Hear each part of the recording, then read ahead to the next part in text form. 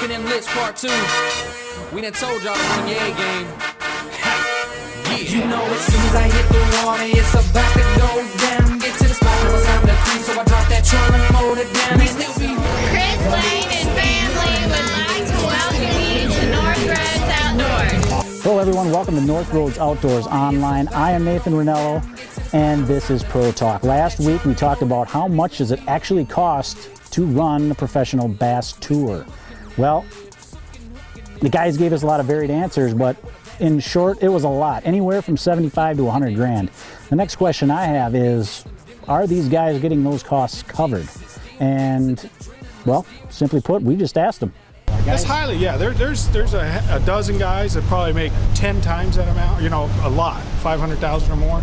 And then there's 80 or 90 of us, most of us, that's sort of down trying to cover your expenses, partial of it. So it really runs the gamut from some guys that have no sponsorship, maybe they've won the money to get in the tournaments, to guys that make money without even making a cast. So it really depends on your situation. It's widely variable. I mean, I think that in the professional fishing industry, you have a lot of guys that have a lot of money that can go out there and afford not to get a paycheck. And I mean, they've got the money to go out there and run the tour. Then you got guys out there that are trying to scrounge every penny and striving to make a check every single tournament. So you have a variety out there. All I can tell you is it's a dream come true. I mean, everybody always says, man, you guys got the best job in the world. And we do, we really do. And but there's a price that comes with it too. You can get all the baits you want, but as far as money-wise, entry fees, that's hard to come by. And it don't matter how good you are or how good you can sell yourself. It's all about knowing the right people and bumping in, being in the right place at the right time. At first, I'd say my first 2 or 3 years, that wasn't the case. If I didn't make it out here, as far as fishing, if I didn't make a check, I was hurting. But now it's gotten pretty good. I'm not saying I'm making a lot of money, but I'm not losing a lot. So that's a good thing.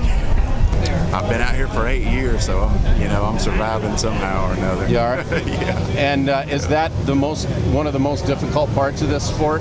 It's just another facet of the game or what we do. It's definitely it's about fishing, and these are the 100 of the best fishermen that there are.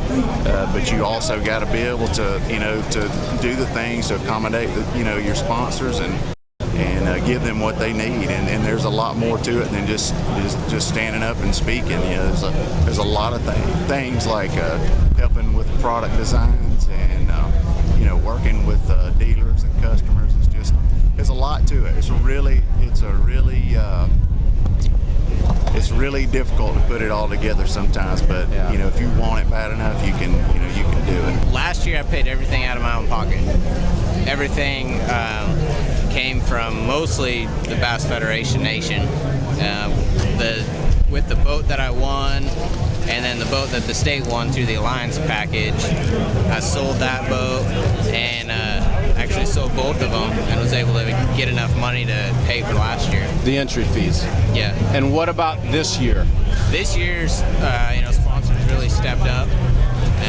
I got a bunch of great sponsors, some of the best ones in the industry, and so I'm looking forward to next year. Hopefully even growing on those sponsorships even more. Right now, I have basically no financial backing, and that makes it really difficult. Without me winning that tournament last year, this wouldn't be possible. But hopefully next year I'm going to get some deals worked out, and I'm learning a lot about it. I'm learning about what I need to do to make it right with companies in order to be able to get some sponsorship money. So it'll get better. You just have to really understand it before you can make it work, Yeah, I would prefer to have, 5 or 6 good paying sponsors and not product. And to me, what I've seen is not worth the time to pursue. It just. Gotcha. That's what I was wanting to ask about. Yeah. That's what I've seen. Obviously there's some guys getting paid really well, but. Are you a year-to-year guy? Like, let's see where we are financially. If I'm going to fish next year, you already know if you're going to be doing this. I'm so far ahead right now. Yeah, we're going to do it next year. Well, yes. That's good. We're I mean, I'm well over $2 million in winnings in 10 years. I fished FLW first, so I'm averaging 200,000 plus. It just, you know, some years are 300,000-400,000, and some years are 120, which is break even at best. So, Well, it's safe to say there is a wide range as far as who gets covered and who's not. Anywhere from nothing, from the guys like Fletcher, all the way up to the Van Dams and the Skeets of the world who are making, you know, estimates of 500,000 plus. The next question is that I have and that other people have asked me is, can you be a Bass Pro without sponsors? I've always wanted to know that. Can a guy not play that game, even go more extreme than say Steve Kennedy does, and fish this circuit, no sponsors, straight out of his pocket, and make a living doing it? Next week, guys. Check it out.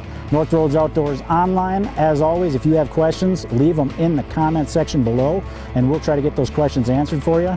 Check us out on Facebook. You'll get updates of all this stuff. Well, we'll see you next week. This lady just asked me to sign her upper boob area, and I signed Van Dam's name. I ain't no dummy. Yeah, that is good. My wife see that. I mean, so you don't need to explain that at all when you get home. That's KVD. I got She can't see that. That's good. She just felt me right. I should have wrote Elton Jones. That would have been funnier.